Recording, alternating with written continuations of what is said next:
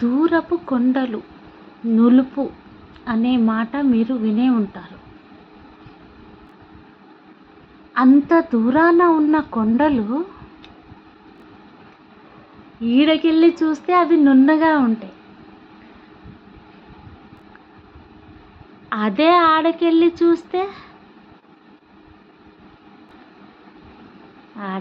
చూస్తే కదా ఎన్ని ఎత్తులు ఎన్ని పల్లాలు,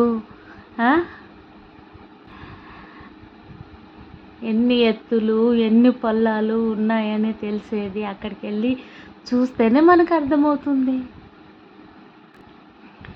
తెలిసి అట్లనే ఎదుటి మనిషిని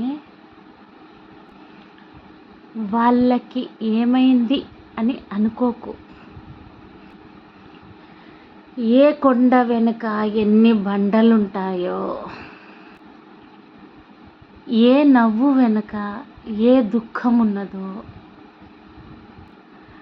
అది అనుభవించే వాళ్ళకి మాత్రమే తెలుస్తుంది మిత్రమా.